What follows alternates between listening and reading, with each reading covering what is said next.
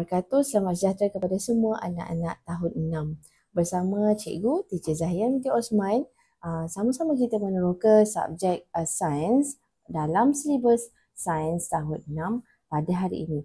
Apa tajuknya? Ya, kita akan sama-sama belajar tentang unit 9 bahan buangan. Apa yang menarik? Okey, cuba kamu perhatikan pada slide. Ada hashtag di situ. Okey, hashtag hargai bumi kita dan satu lagi hashtag ialah bumi tandus kita pupus. Marilah sama-sama kita mendalami tajuk ini. Kenapa ia sangat penting? Yang cikgu harapkan pada hari ini ialah murid, kamu dapat mengenal pasti bahan buangan berdasarkan jenis bahan. Yang kedua, kamu akan dapat menyatakan maksud bahan buangan terbiodegradasi dan tidak terbiodegradasi. Dan yang ketiga ialah kamu dapat mengenal pasti dan mengelaskan bahan buangan kepada bahan buangan yang terbiodegradasi dan bahan buangan yang tidak terbiodegradasi. Ayuh, mari kita tonton slide yang pertama. Untuk memulakan pembelajaran pada hari ini, teacher nak kamu menjana minda. Teacher ada beberapa slide. Okey, jadi teacher nak kamu cuba perhatikan. Okey, apa yang kamu dapat lihat daripada slide tersebut? Ya, penyu terperangkap dalam jaring yang hanyut. Sama juga seperti seekor ketam yang juga terperangkap dalam plastik. Dan penyu termakan plastik sampah. Betul kan? Juga dengan slide ini. Kesiannya haiwan-haiwan ini.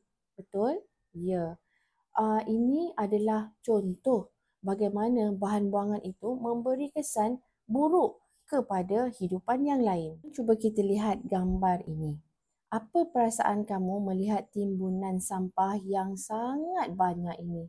Lihat wajah kawan kamu di sebelah. Dia nampak terkejut dan mungkin sedih.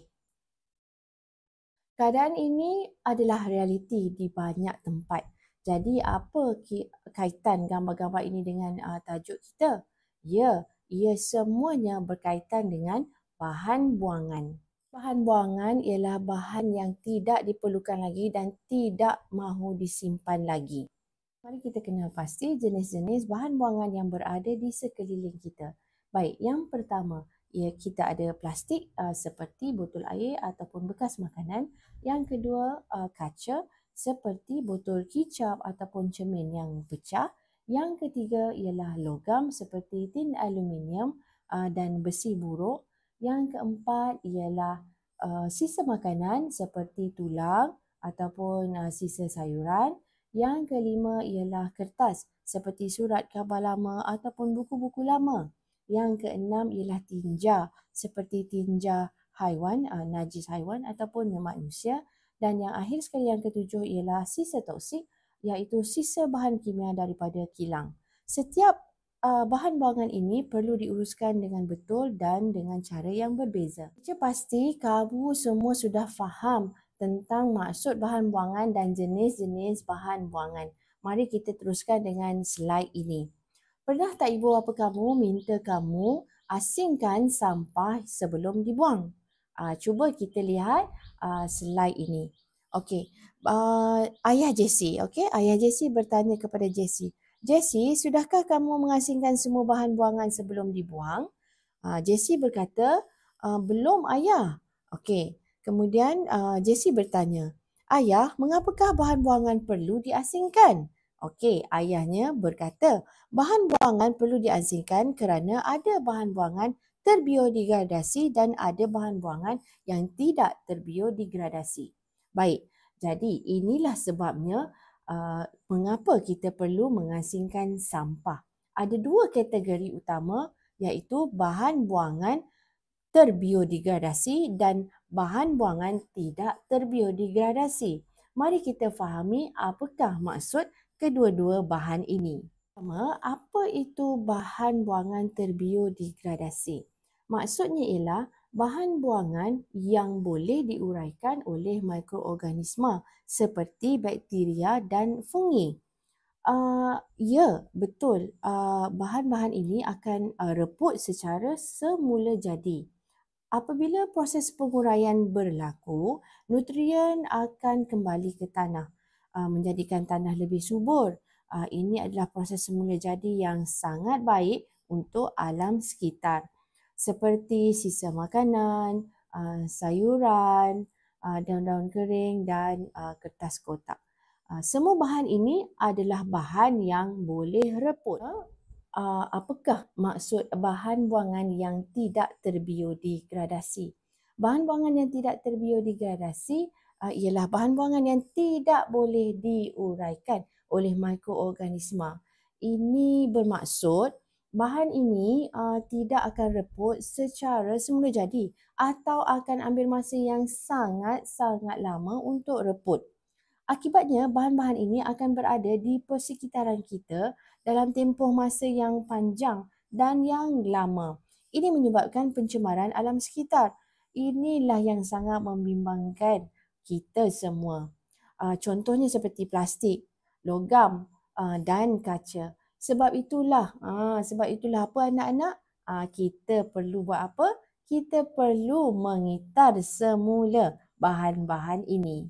Baiklah murid-murid, kita ada masa untuk aktiviti RIA. Jadi aktiviti RIA ini kamu boleh lakukan dan jalankan sama ada di rumah ataupun di sekolah.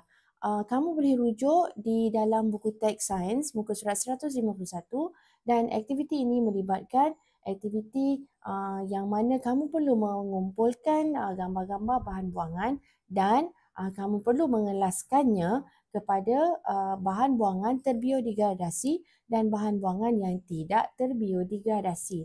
Jangan lupa kamu gunakan kreativiti kamu dan hantarkan tugasan kamu ini kepada guru sains kamu ya.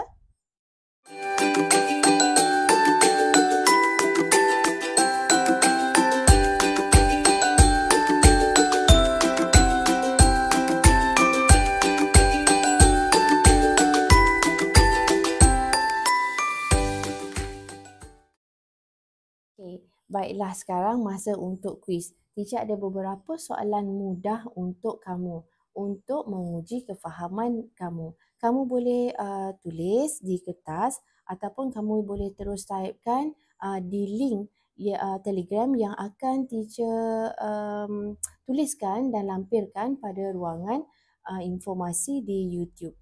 Okey, jom kita cuba sama-sama. Apakah maksud bahan buangan? A. Bahan yang boleh dimakan.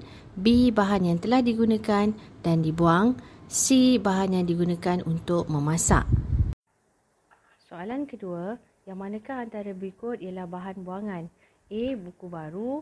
B. Tin minuman kosong. C. Pensel. Soalan ketiga, apakah kategori bahan buangan yang berasal dari makanan? A. Sisa makanan. B. Sisa toksik. C. Logam.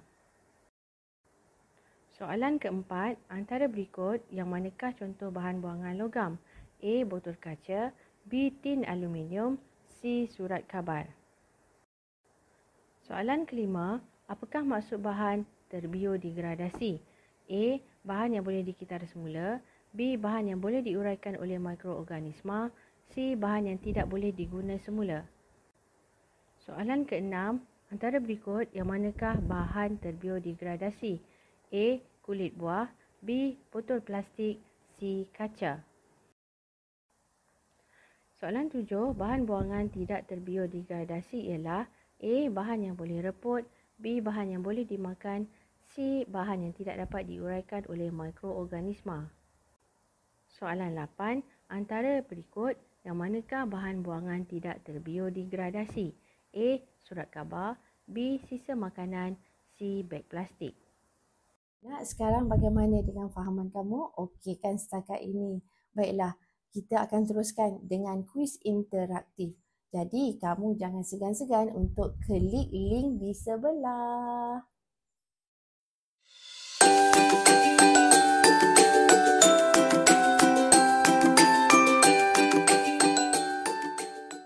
Baiklah, jadi pembelajaran hari ini sampai ke penghujungnya. Teacher pasti kamu semua akan faham tentang maksud bahan buangan jenis-jenis bahan buangan dan apakah maksud bahan buangan terbiodegradasi dan bahan buangan tidak terbiodegradasi. Dan teacher mengharapkan kamu semua enjoy dan seronok dalam pembelajaran kita hari ini kerana kamu mempunyai masa untuk kuis interaktif, kamu boleh jawab soalan dan kamu boleh menonton video. Jangan lupa untuk kamu isi borang penilaian dan dapatkan sijil. Okey, di akhir pembelajaran ini semuanya maklumat akan ada di ruangan di YouTube. Okey, jangan lupa untuk like, subscribe channel Teacher Zayan Zainal. Jumpa lagi.